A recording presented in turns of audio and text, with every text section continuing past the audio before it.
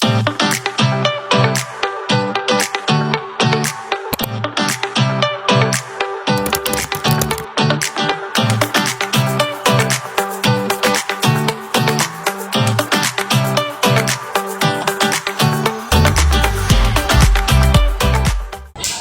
Bu Mei. Jadi pada hari ini kita akan melanjutkan podcast di bab 12, yaitu bab yang terakhir. Jadi di kelas ini kita sudah selesai untuk menyelesaikan bab.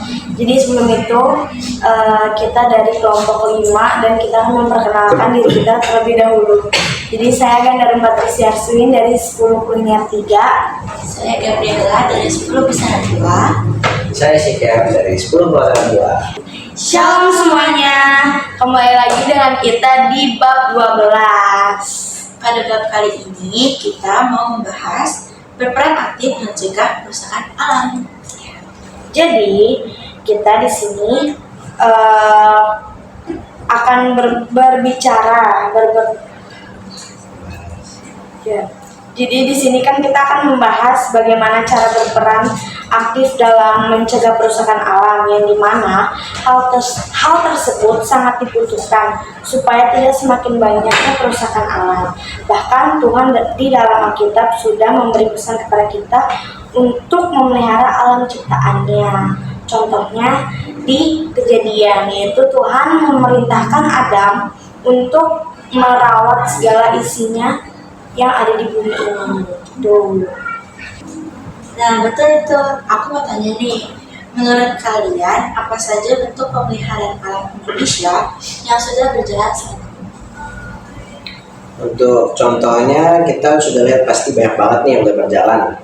Contohnya kayak ada pemeliharaan hutan yang bertujuan untuk menjaga kelestarian hutan yang ada.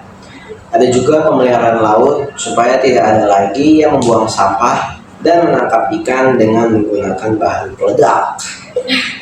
Lalu ada pemelihara satwa liar, juga untuk mengurangi pemburuan satwa liar agar tidak cepat punah. Karena sekarang itu semakin banyak hewan-hewan yang langka karena pemburuan liar. Contohnya itu kayak gajah. Gajah tuh banyak banget buat diambil gadingnya dan lain sebagainya. Nah, aku mau nanya nih, menurut kalian apakah kalian sudah bergerak aktif dalam memelihara alam Indonesia?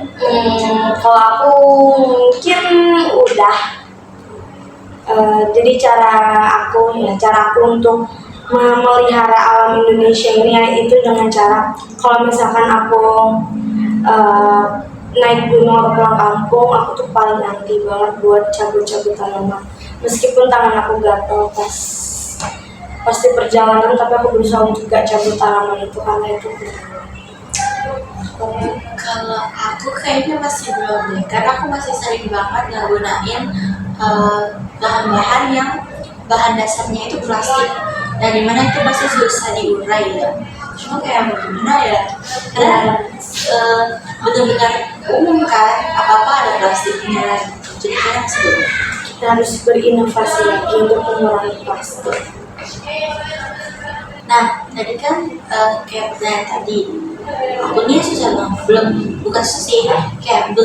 bisa memelihara alam. Kira-kira gimana sih kita dapat mempromosikan kesadaran dan partisipasi masyarakat dalam pemeliharaan alam? Kita bisa mempromosikan kesadaran dan partisipasi masyarakat dalam pemeliharaan alam dengan mengadakan kampanye lingkungan atau mengadakan pelatihan lingkungan, dan juga mempromosikan penggunaan media sosial untuk meningkatkan kesadaran lingkungan. Bener banget, karena sekarang media sosial itu sudah canggih banget. Kita bisa menggunakan itu sebagai untuk kita mempromosikan mencegah kerusakan alam gitu. Nah, kita semua tahu kan, kayak manusia itu banyak membuat bencana alam. Salah satu penyebabnya itu kan manusia kan, kayak contohnya penggunaan hutan, abrasi pantai karena penumpukan sampah plastik yang merusak keindahan alam. Nah, apa yang kalian rasakan tentang saat mendengar bencana yang timbul karena oleh manusia. Nah, di buku ini ada 3 sikap yang muncul, yaitu membiarkan saja, prihatin, dan bertindak aktif. Membiarkan saja itu karena tidak mungkin melakukan sesuatu untuk mencegah ini terjadi, jadi dia membiarkan saja. Kalau prihatin itu sampai beberapa lama hal tersebut dapat dibiarkan terjadi terus karena semakin lama bumi dan segala isinya menjadi semakin tercemar dan rusak. Lalu bertindak aktif itu untuk mencegah kerusakan bumi semakin parah. Nah, kira-kira kalian itu tipe yang mana sih? Jujur kalau aku tuh masih ke yang prihatin. Sebenarnya enggak juga sih. Cuman untuk misalkan melakukan kayak penanaman pohon ataupun sebagainya gitu, aku tuh masih kayak gimana ya gitu, karena emang harus cari orang yang banyak kan. Jadi mungkin kalau aku mendengar ada bencana alam, aku tuh kayak kesian banget gitu. Cuman cara aku buat lebih peduli itu, aku kayak jangan buang sampah sembarangan aja sih gitu. Kalau kamu apa? Kalau aku paling yang bertindak aktif ya. Jadi contohnya tuh kayak bergerak untuk menanam pohon. Jadi kan di rumahku ayahku juga suka menanam pohon. Jadi di rumah tuh banyak banget tanaman. Nah juga jadi aku juga sering bantuin dia untuk menanam pohon. Rumahnya asli banget gitu ya. Betul banget. Adem.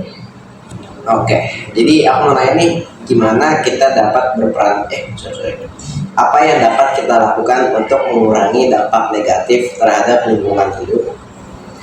Kita dapat mengurangi dampak negatif di lingkungan hidup dengan mengurangi penggunaan bahan kimia berbahaya, menghemat energi, dan mempromosikan penggunaan transportasi yang ramah lingkungan.